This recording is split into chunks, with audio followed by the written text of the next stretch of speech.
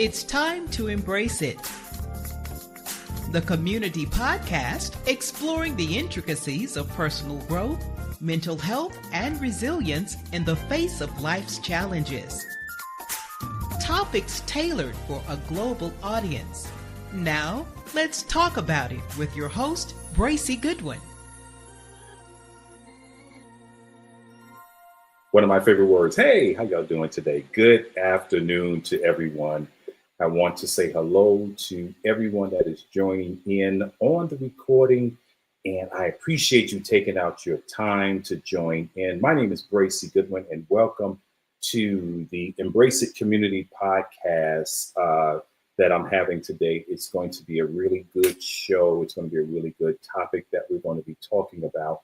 And, you know, just really getting started like I do every week. One thing I do is I like to talk about the sensitive stuff, the sensitive areas of suicide prevention. That is one area I like to talk about. Suicide prevention. I'm an advocate for suicide prevention, and I want to tell everyone, if you're ever feeling alone or there's no way out, please dial 988, which is a 24/7 hotline that you can call. It's a crisis hotline, and they will talk to you and walk you through the steps to let you know that we do need you. You do matter to everyone here. And so I always like to do that and get that out the way.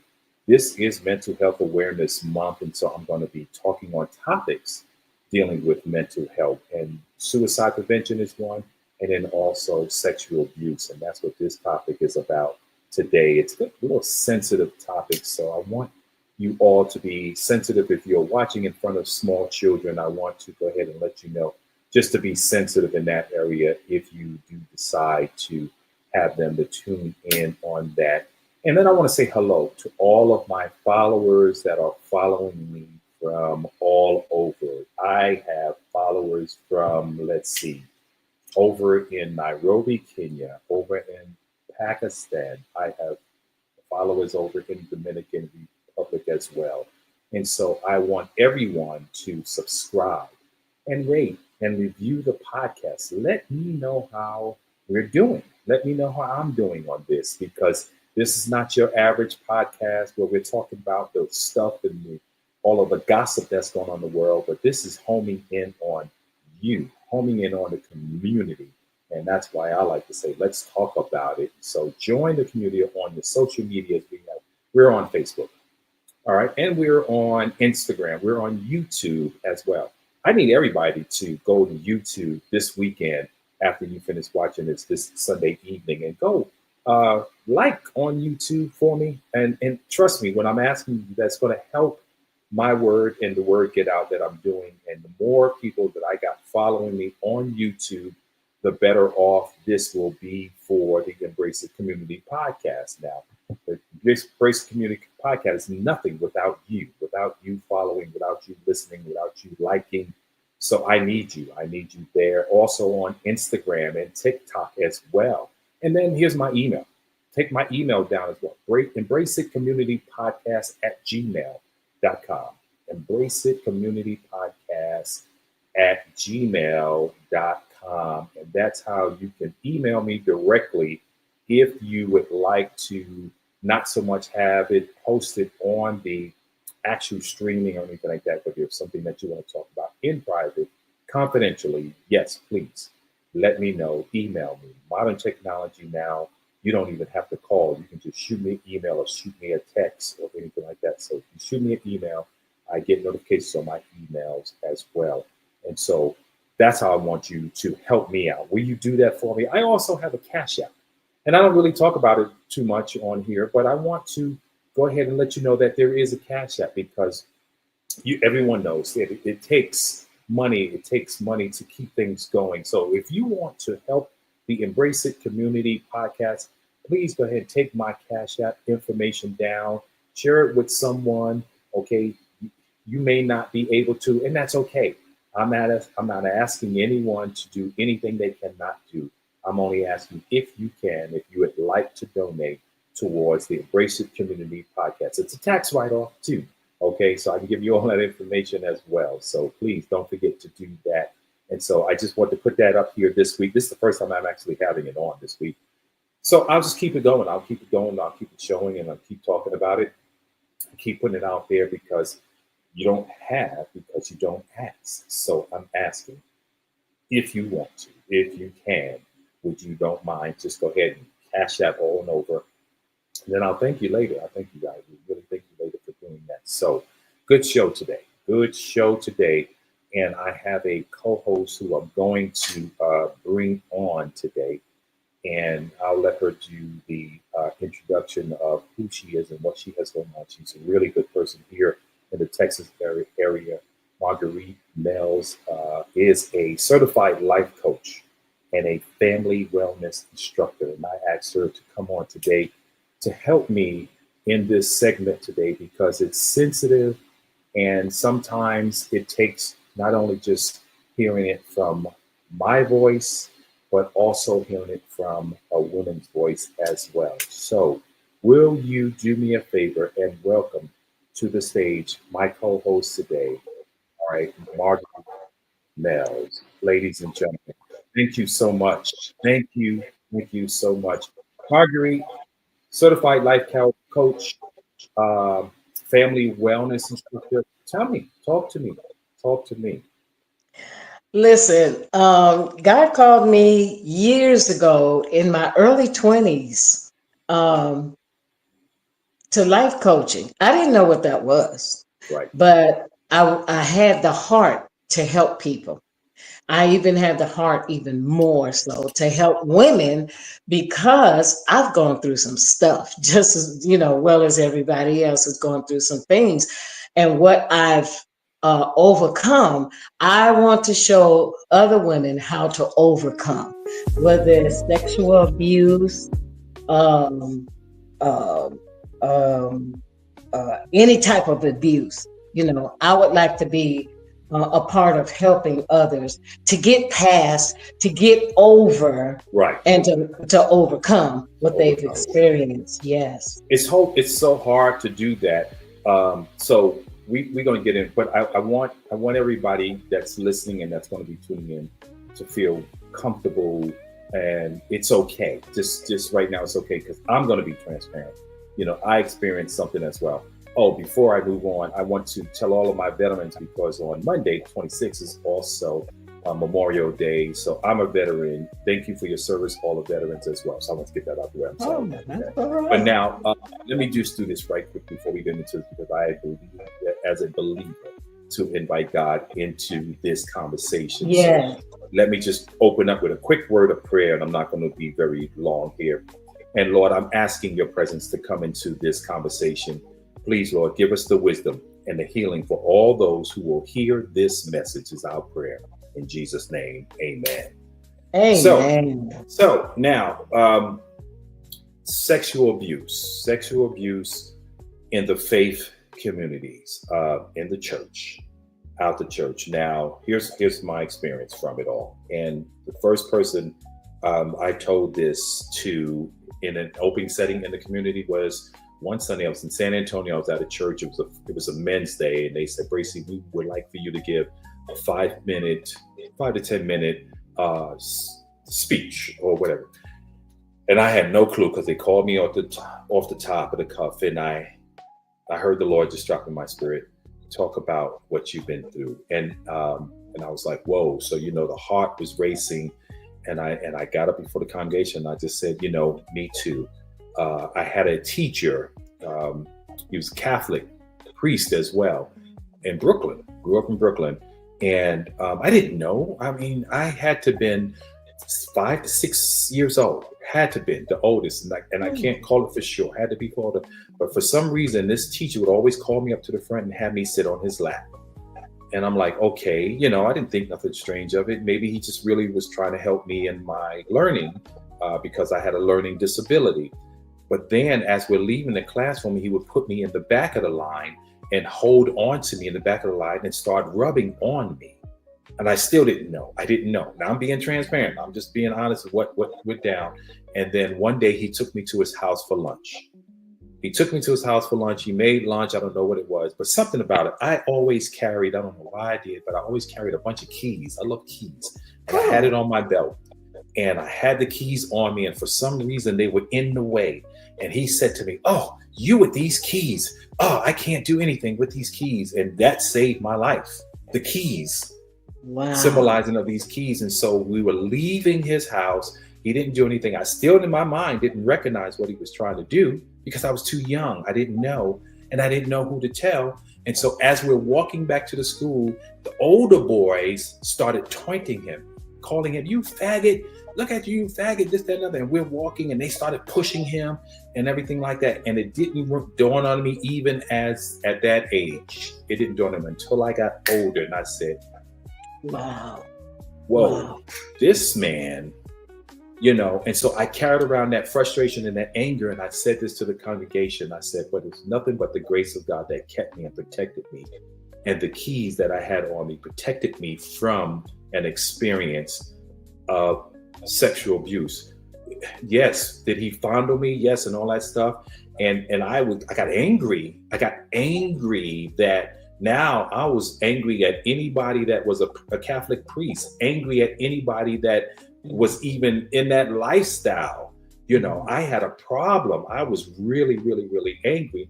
And I still feel a certain kind of way because it traumatized me, and I just have to be sensitive to that and be like, don't take it where they call it, "Oh, you're just homophobic," and whatever the terminology that they use. I'm like, no, it's not all about that. That's your life. That's you. Right. But don't come my way with it because we're going to have a problem. So I had to really just tell that story. And a lady said to me after the service was over, she said, "Thank you for sharing your story. My son is dealing with the same thing." Wow. And I touched one life. Yes. And I said, whoa, thank you, God. So this is where I'm at on this journey. There's so many people, so many. So help me out. Let's talk about it. Let's talk about it. The first thing, and I want to first thank Lady Perry for thinking about me. I like to talk, first of all. Yeah. And I like to talk about experiences. Thank you for that, for sharing that, Bracy. And thank you for having me on the show. Yes, absolutely. Now, you sharing that when you were small, it also took me back when I was 15. My parents didn't really go to church, but they made us go to church. Okay. And I asked my mother, could I have a job at the church? Because the reverend at the time, he needed help in the office. Well, my mother had already trained me for administration or office work so early. So I wanted to work. Went to work a couple of times, and then it something didn't seem right. He was kind of, because it was just he and I in the whole church. Oh, wow. And I'm just running off, I'm telling my age, the mimeograph machine, running off to programs and things. And all of a sudden I started feeling, I didn't know what it was, but I started feeling this eeriness, I was uncomfortable around him.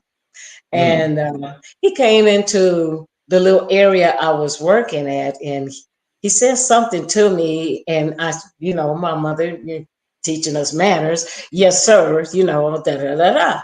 So he said, "Can you come into my office?" I said, "Yes, sir. I'll be there." Okay. Went around the corner, went into his office, and it was pretty big, pretty sized room. And next thing I know, I'm being chased around the table, the desk, the office desk. I was 15. Okay. Maybe 14, 15, wow. Able to work. Wow. And I was running around the desk, and he was trying to corner me and was moving one way to stop me from going in another direction. I finally broke out, and I left the church, bust out of the door, left the church, ran home because the church was right around the corner from where we live. Okay. I ran home. My mother said, you back home early. Are you okay? I says, Yes, stuttering. I'm fine, Mama, but I don't want to go back to work at that church. That was the last time I worked at that church.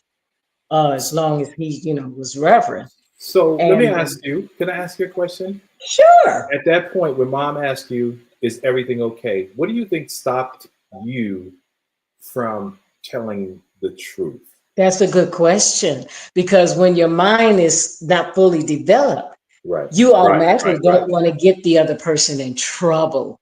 He was the reverend of the right. church. My parents knew him. He knew our family, Wow, amongst other, and I didn't want to get him in trouble. I didn't wow. know, I had no idea what would happen to him if I did say something, Okay, but it didn't matter. I just didn't want to get him in trouble. wow. And And I and just that's never saw and him again. never saw him again. Never saw him again. Yeah, I yeah. And refused to go back to church.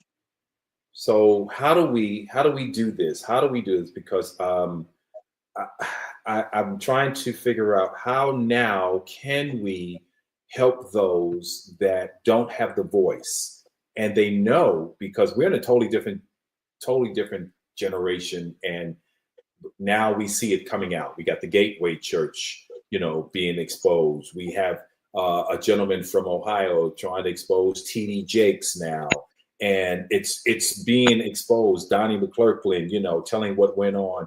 I Yes, experienced even in the church where I was in a group, we was in a singing group, and there was another singing group there, and the gentleman was trying to signal me to call him, and I'm like trying to just play that, but I never said nothing to anyone. yes. And here's the thing: it has to stop. We have to talk about it. We have to talk about it, Margaret. How do we help people? How do we do this? What do we do?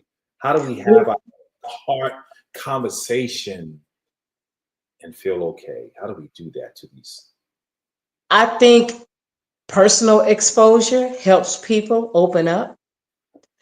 There are a lot of people that don't want to be transparent, and that's in a lot of situations, especially traumatic situations. They Right. don't want to be transparent. They don't want to. They don't want to be found out. They want to help others, but I think part of that is in fear of not disclosing what they've gone through. Okay. Not being transparent. I think being transparent, especially when I'm life coaching, it seems like God is always sending me a client. I've already been there, done that. So Okay. it makes it easier for me to be transparent because Right. I've already. The second thing is we have to be honest. We have to be uh, not honest. We have to be understanding. Understanding. Right. It Sensitive has to and be a understanding. Right. yes. Yeah. It has to Yeah. be a no judgment zone. Right. Right. Right. Most times when I'm talking to a client, they tell me some stuff, Stuff. Right. and I Right. really have to sit there and just look at them like I really didn't hear it. Although I'm processing what they're saying, so I can help them. Okay. But my platform is a no judgment zone. I like that. Yeah. I like that. No judgment zone whatsoever. And then I believe we have to believe them. I don't think people are just going to open up to you and lie the whole time. We have to Okay. believe them. Right. I That's so understand true. you've gone through this, Yes. Yes. Yes. I understand. Yeah. You but know. let's try to move away from that. Let's try to move, not forget it, Right. Right. not forget it, I forget it. Right. but how do we teach people to forgive and move on? You And really can't move forward without forgiving. without forgiving, and that's what I had to do. I had to acknowledge the pain that we carry in silence, and I did have to come to a point, and I had to forgive that person. I had to forgive them, you know, Yes, and I had to also affirm God's heart for justice and healing, because yes, I know there are so many that are dealing with this and may not know that God heals your heart and will take care of whatever needs to be done Yes. in that situation. Uh, Yes. there was a flyer that I want to see if I can bring this up, and I think it's a girl, Okay. little girl with the tape over her mouth, whatever effects. I think Oh, that's the yes. one. Let's see if we can get that on. Yeah, it's just it talks about this one here. I was told 4 close family members. They told me that I was now damaged good, and that I should keep this secret within the family. And that's where this mental health starts. The, Yes. the family, our family, and I just did an episode on family. Um, Hmm. a lot of times they tell us to Yes. keep quiet. And I never could understand, even when I watch movies about that, and where Yes. the mother would turn on the child and think the child is lying, like you said, or not telling the truth. Why Yes. in our culture is that the generational curse from slavery, keep your mouth shut, stigma that we've always been told? I believe it is. I believe it stems from that. But what family don't understand when you do that, that victim is still a slave. Yes, Is yes, still in bondage, held hostage to the very thing that that ruined them. And so, well, not ruin them, but you know what I mean. yeah, And yeah, when we do that again, what I just said, you have to believe them when they say, right. what they say. Yeah, I believe that as well. And how sexual abuse affects spiritual development and faith too. It can, Yes. it can really it can really pump the brakes on that as well. Especially when a case like yours. What if you were to be in, and I'll give you this scenario. You Okay. went to a church and all of a sudden you saw that person. How would that affect your worship now that you're in this building?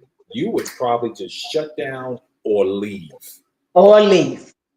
Correct. And that's Correct. the thing that we have Yeah. to identify, that some people deal with that. Some Yes. people deal with it. In the families, in the church, in the workplace, they keep silent instead of saying, no, I'm going Right. to talk about this. I'm going to talk Yes. about this. Wow. This is good. This is really good. We're trying to figure out a way to help people. And that's why I got you on the show. And I want you I'm to sorry, I talk have about. allergies. Oh, no problem. We all do. My ears and my eyes be itching me. So Yeah, this mine's is amazing. watering now. Yeah. How do we help people move forward? How do we do that? Well, let me go back. I want to say this too. Okay. Um, as a result of sexual abuse in my own family, I got nieces, nephews. Okay. And one day in church, I was looking at my nephew. He's maybe 28 now, but he was 8 years old.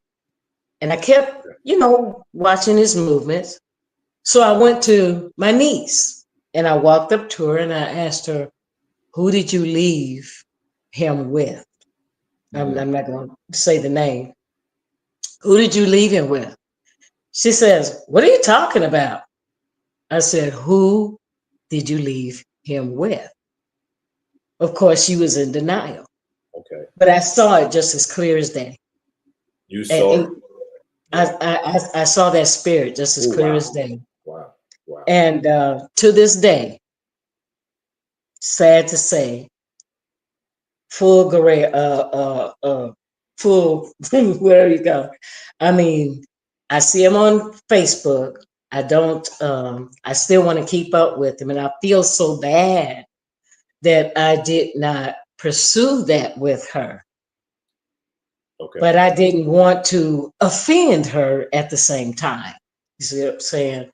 And so he wears the nail polish and the girl, the crown and princess crown and all of that to this day.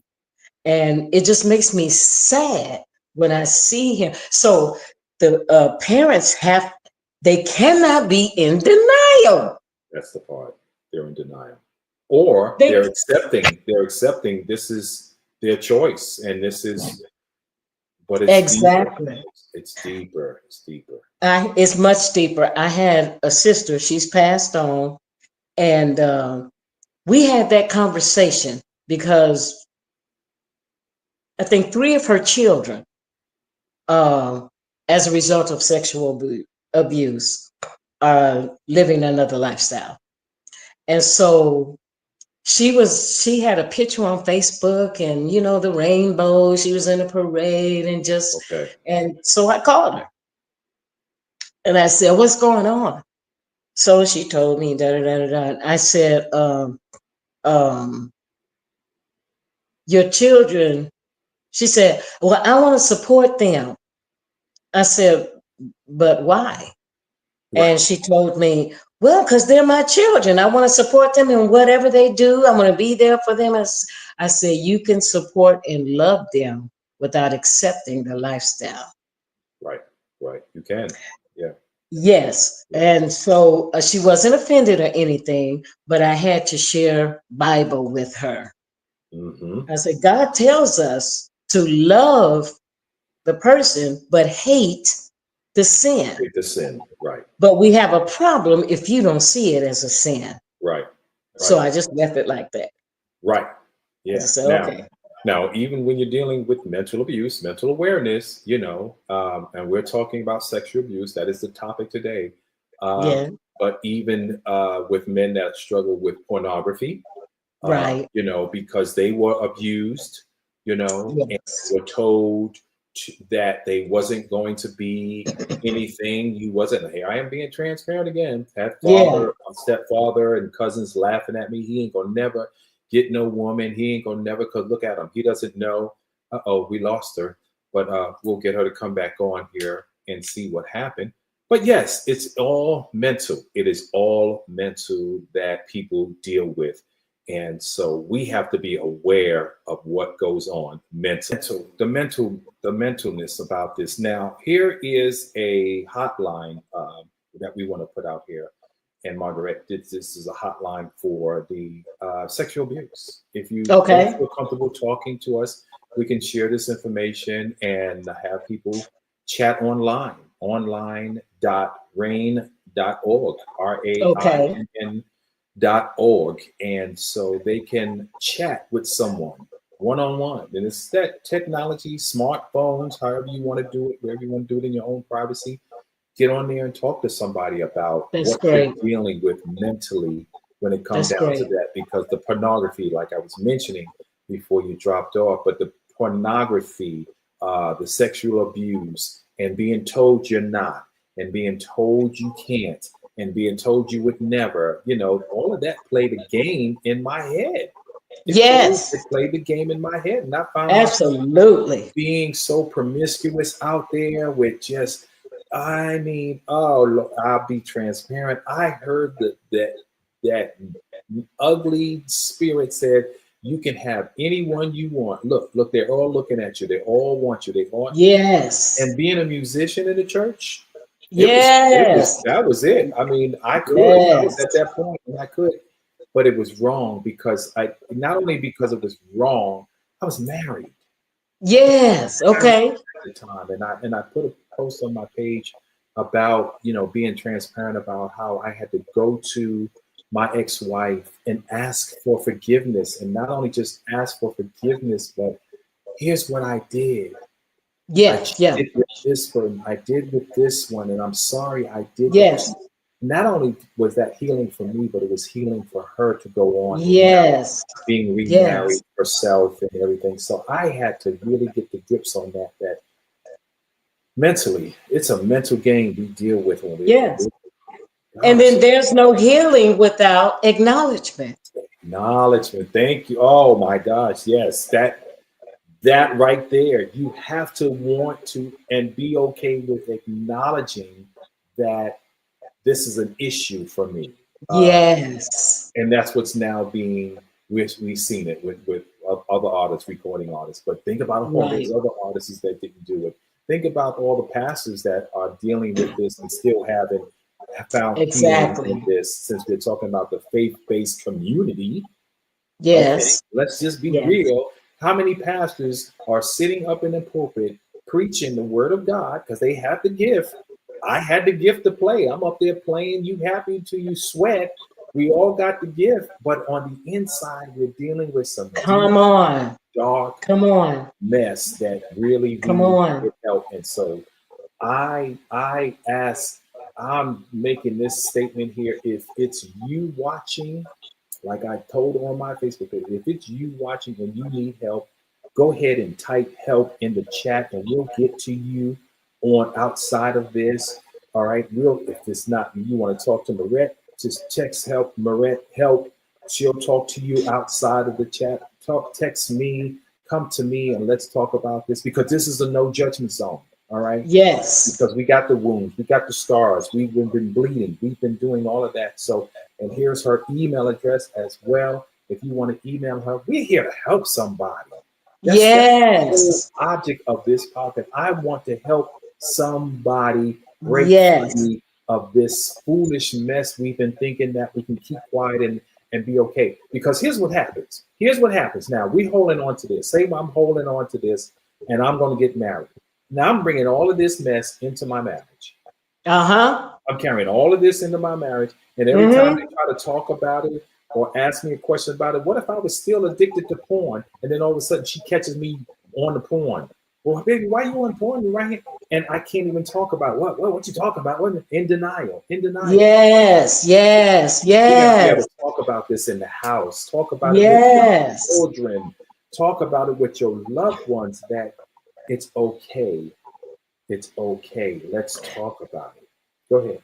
And Bracy, you said something that made me remember. Now, when I was married, my husband, I kept noticing some feminine ways. I mean, not really noticeable, but I'm an observant person anyway. And I says, okay, I just shrugged it off. Well, something came up and he acknowledged that he had been fondled by a family member. He wasn't watching porn or anything like that, but it was something else I can't remember. And when he shared that, I said, I was saying to myself, that's why he moves like that or whatever. Now, my husband was a man. Right. Yeah. But like you said, he didn't share it. He kept that to himself. Right. There were some things he was keeping to himself, which we do when we get married. We don't unpack everything out of that luggage. We still got stuff in that luggage. And I shared with him, we got past that. And I was very graceful, and we got past that. And then I shared with him about how I was raped by my first husband. Wow. And he has some issues. Now, we were high school sweethearts. Okay. But later on in the marriage, I don't know what was going on with him, that he raped me. And it was pretty traumatic. So I did share that with my second husband. But the thing is, my second husband used it as ammunition towards me later on. Wow. So I think that's part of the reason why a lot of people don't share. That's true. Yeah. That's true. Yeah. Their traumatic experiences.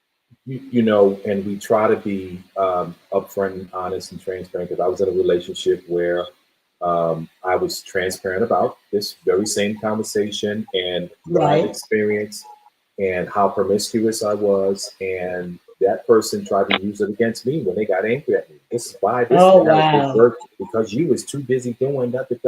And I'm like, I didn't share this with you for you to use this and throw it up in my face. And I said, Yes. I will never tell you anything ever again.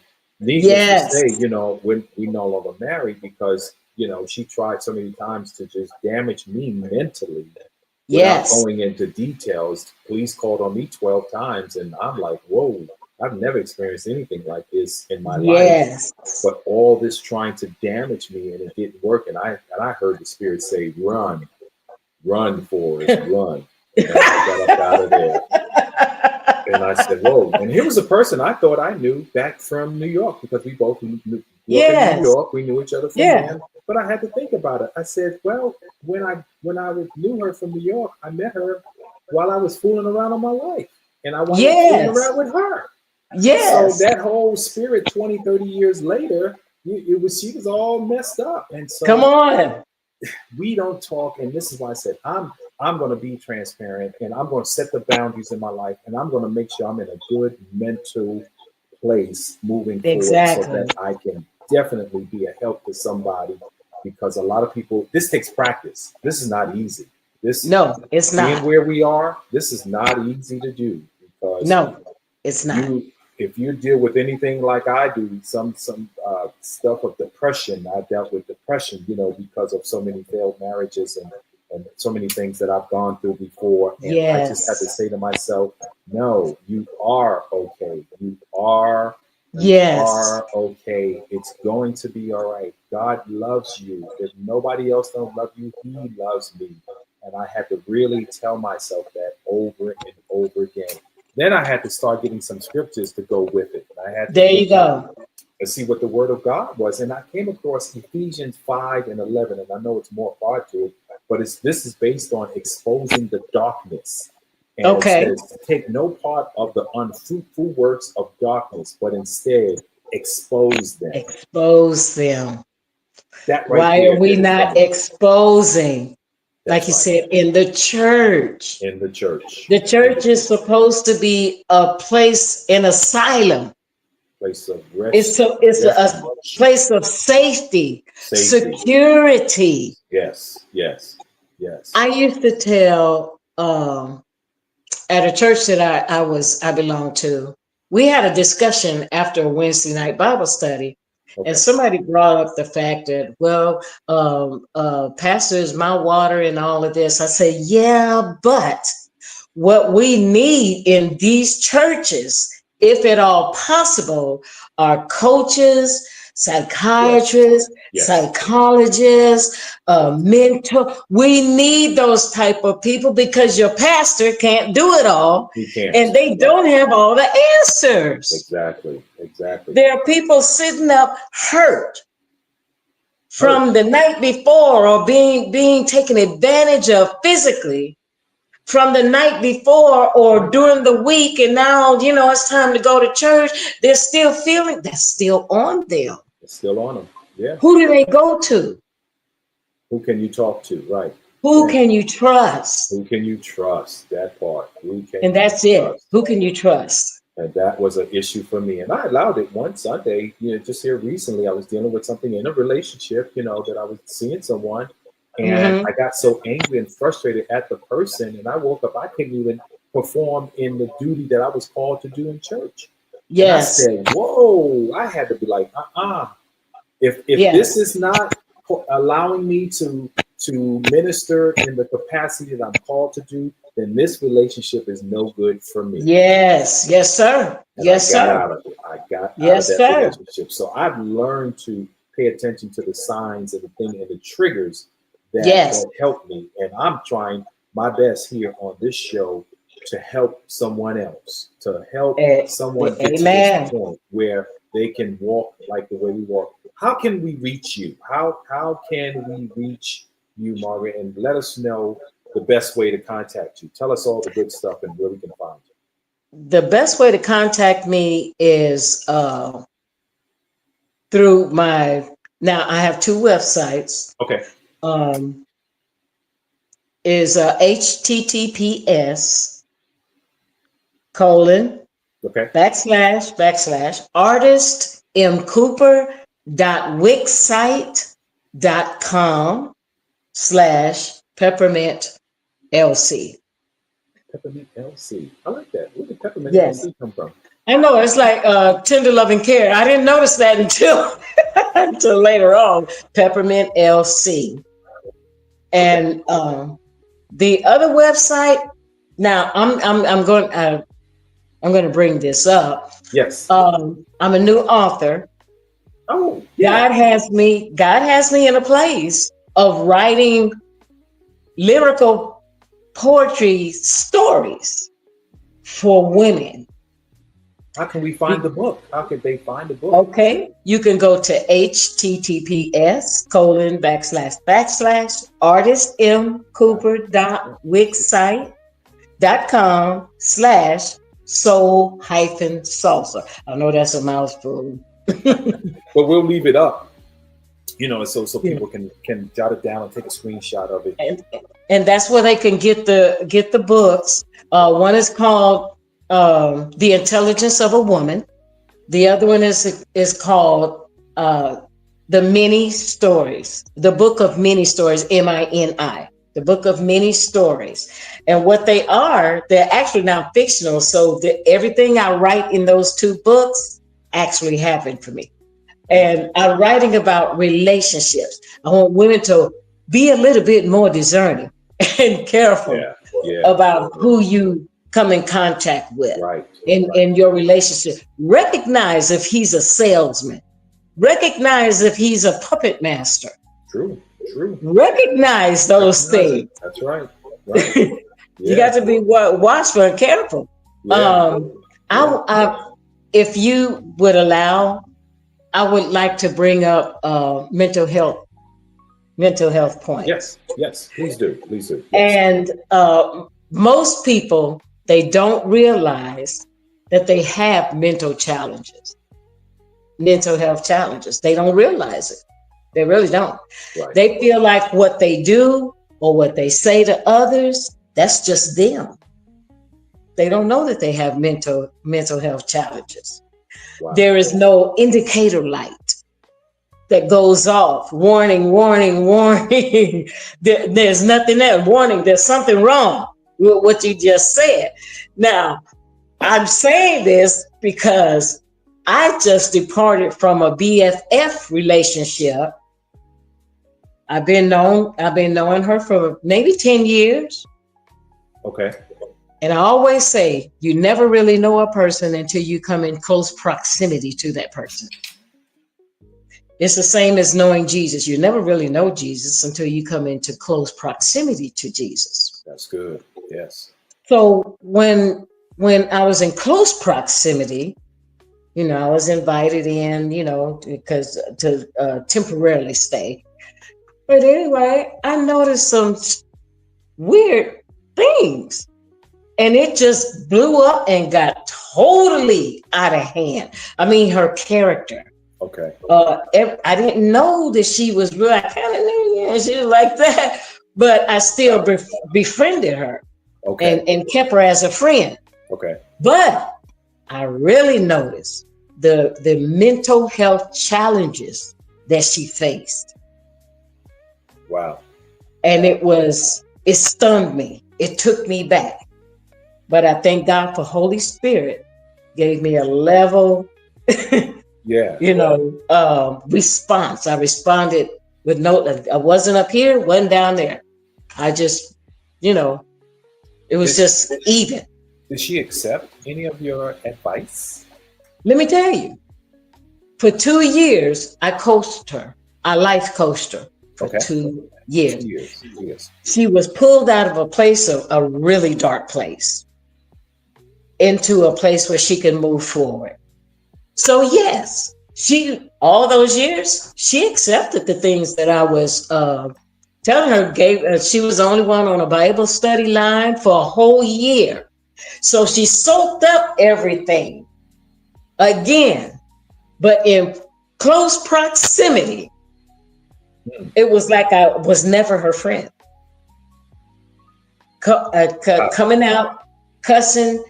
I said, she actually cussed. I didn't know she cursed like that. Called me names, all kind of filthy names and all that. And I'm saying, okay, yeah, I knew she had some mental issues going on, but And that's what we try to figure out what triggers that. What inside of them triggers that. Exactly. But you know what I studied on? I want to bring this point because it might help somebody. Yes, yes. I studied on a system called reticular activating system, RAS, RAS. And what that does, that's located in our brainstem. Okay. And it acts like a filter for incoming information. Okay. And it's helping the brain decide what's important and what can be ignored. That's the key. That's the key. Right. People with mental challenges, they don't ignore the things that they should ignore. Okay. And they can't make proper decisions. And if we don't ignore the things that we should ignore, okay, in life, it's just like it creates a trigger. It creates triggers. Right. And this is why some people just go off. Just go plum food. Like just go yeah. And in that RAS system, they also always focus in on the negative, never to focus on the positive. Never the positive. Ooh. And so this is what I saw in her. Everything was negative. Everything was full of fear. I'm afraid to get out the car because that dog next door is going to attack me. You know, crazy stuff. Oh my gosh. Yeah. Yeah, it was really crazy. And I'm not going to go into all of that. Yeah. But that reticular activating system has a lot to do with mental health. The mental instability, it can be caused by a variety of interconnected factors like biological or psychological or social or even spiritual. Yeah. And you'll find most people with mental health, they function well, but they're actually disconnected. Do you think that we all do? Everyone deals with something mentally from a time to time? I do. Yeah, I think so. Yeah. I do. I don't care if it's in the White House or the outhouse. Everyone does.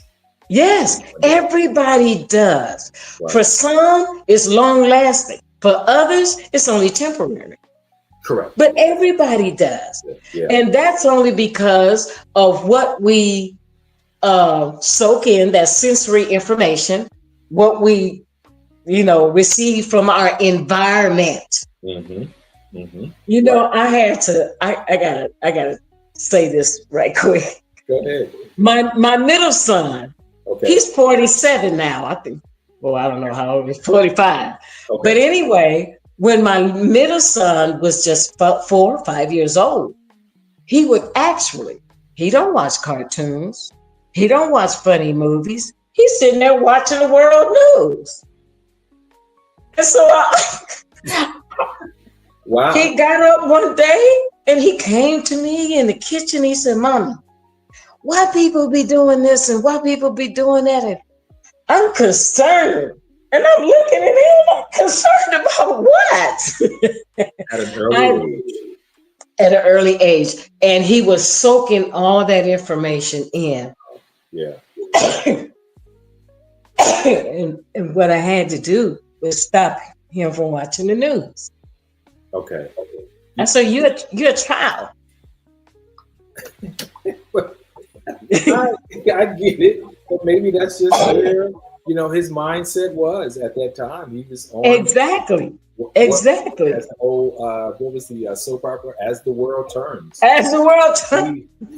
It was turning in his head. In his head. He was actually, because it's strange to say that, because I recall 8, 9 years old in the basement of my parents' home, and I was putting on the records, and my stepfather had a reel-to-reel and a microphone to it, and here I am talking about the record and who made it, and it was, like I was the radio disc jockey, and I'm sitting there doing it. Then I would go from that table over to the other table, and I would read the pamphlets that the Jehovah's Witnesses would drop off, and I'm reading it, And I'm Okay. reading it, and I'm like, and so one day it clicked in my head. He said, "Boy, you were already walking into where you are today. Yes. With what I'm doing with Yes. the podcast and speaking at my church and having, Yes.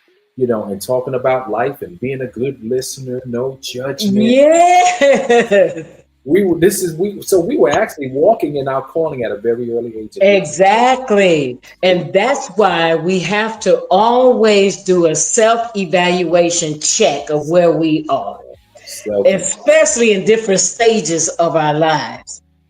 We must do a self-evaluation check. What's a safe way you can tell the listeners to do it? What's a safe way, and so that they will feel okay? Because here's some things that a lot of church people get, and they get it wrong. Okay. Danger of forgive and forget without accountability. Okay, protecting reputation versus protecting people. The church, they get it wrong. Like we did. You ran home.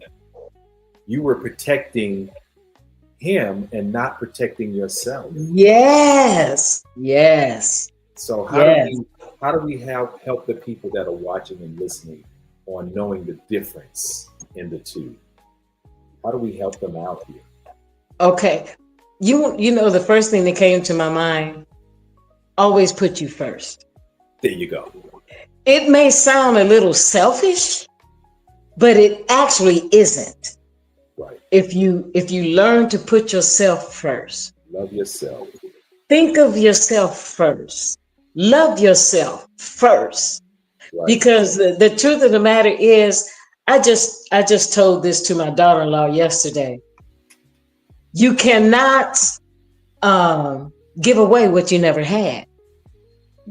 So if you never put yourself first, how can you, if you don't love yourself first, how can you love someone else? Wow. You can't. It's impossible. If you don't put yourself first. My mama used to tell me this. I know I got to say this right quick.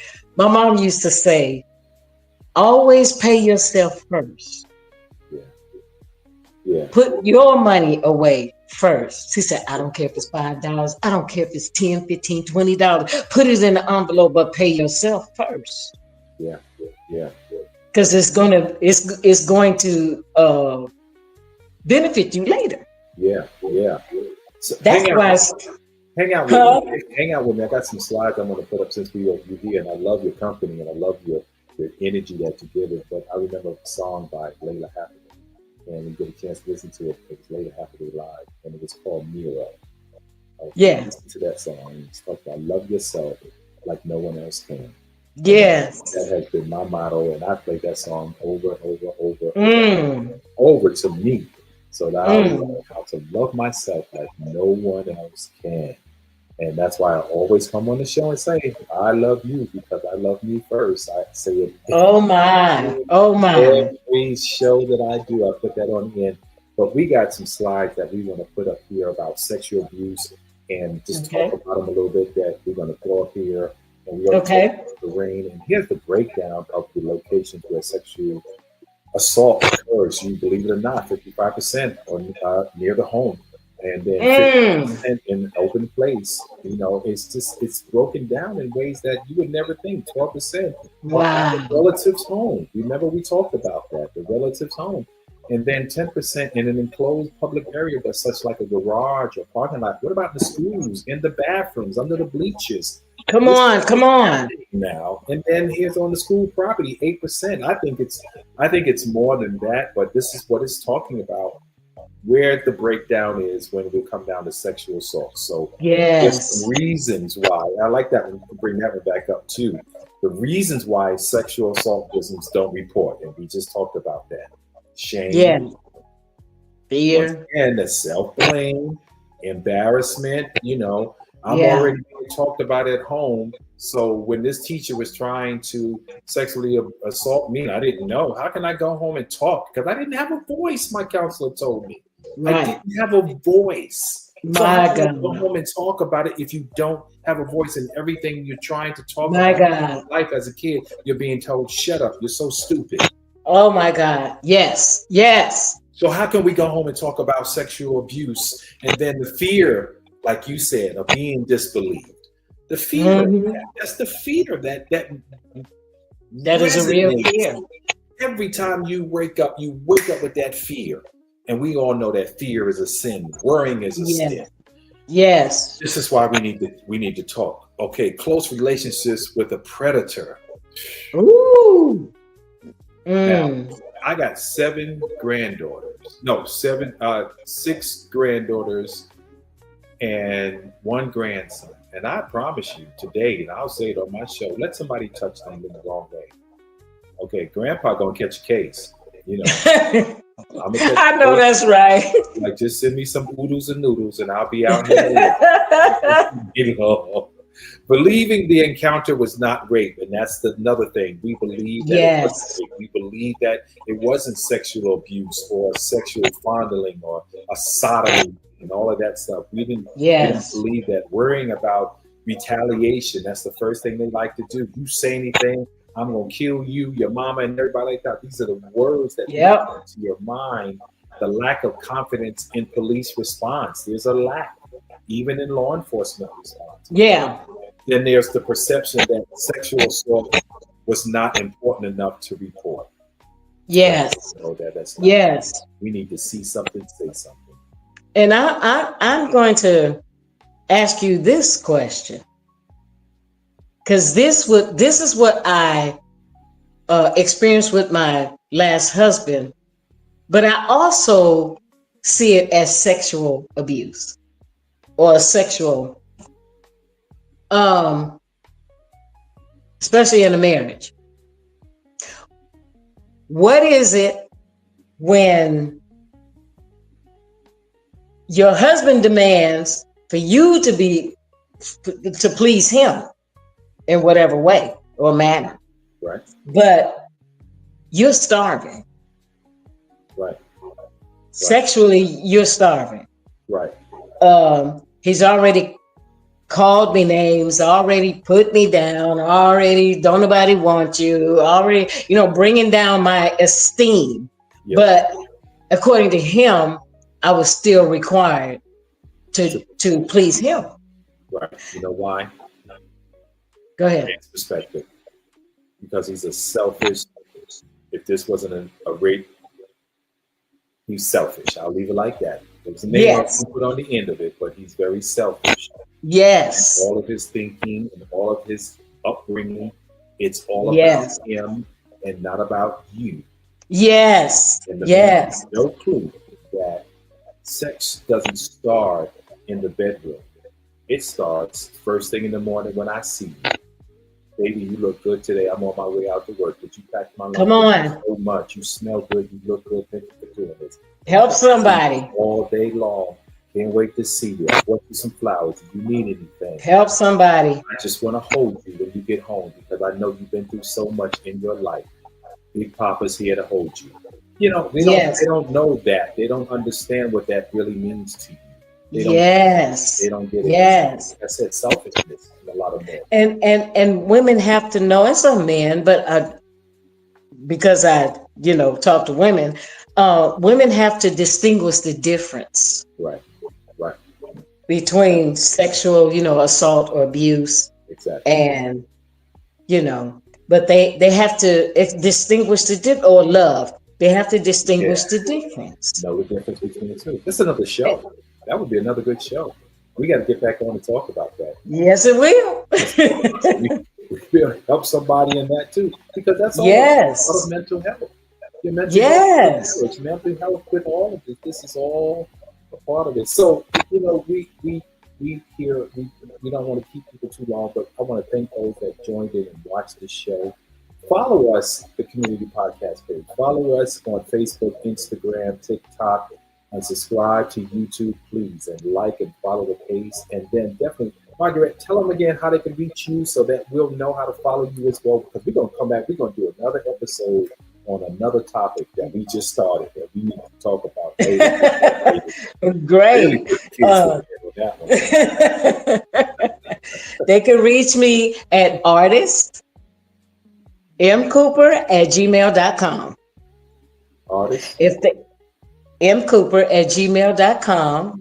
That's one way. And I would love for them to leave just shout at me right quick, leave their phone number, and I will call them right back. Yeah, yeah.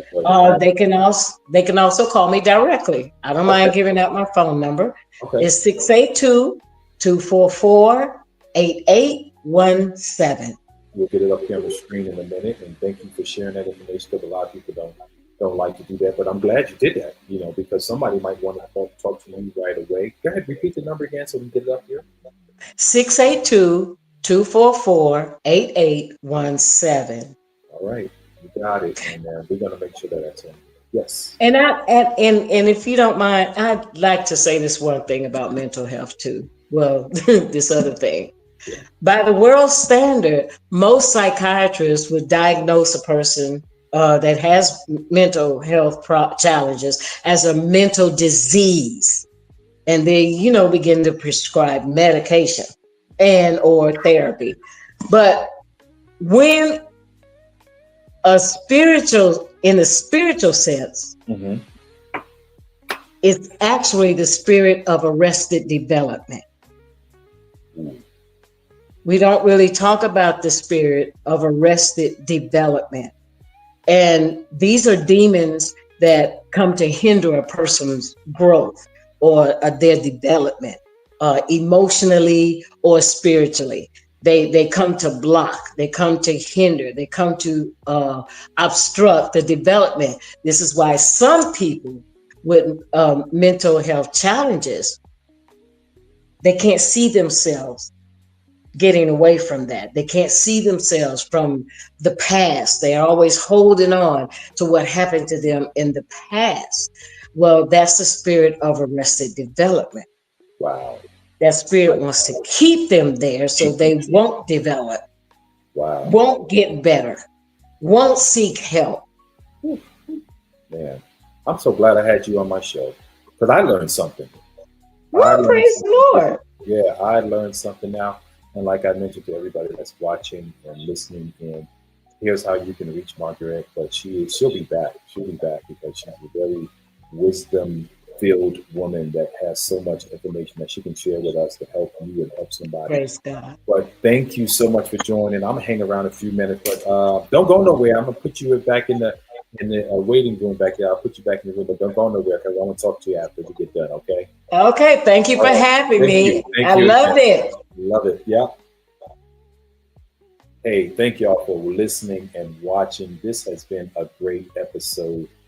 Man, I can't tell you how much it's helped me, and I'm sure it will help you as well, because each day I feel better when I'm able to talk about mental health and dealing with what I deal with, and dealing with what I know some people have gone through and just don't have that avenue or feeling like they don't know who they can talk to, and where it'll be a no judgment, because it took me a long time to find someone that I know that I can talk to.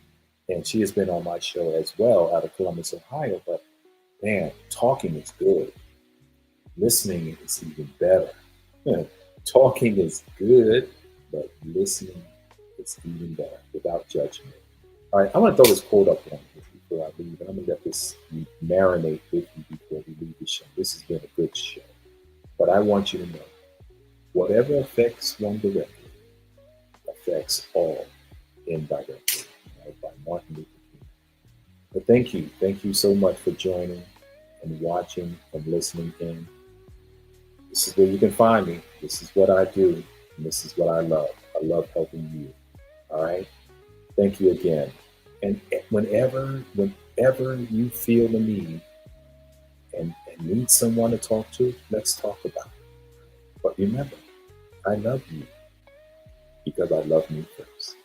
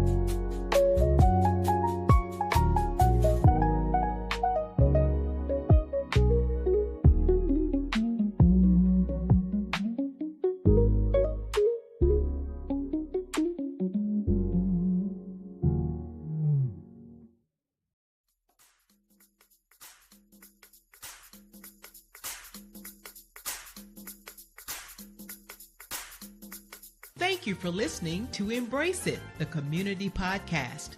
We'd love to hear from you. Follow the Community Podcast page on Facebook, Instagram, or YouTube. Please like and share the podcast with your community circle.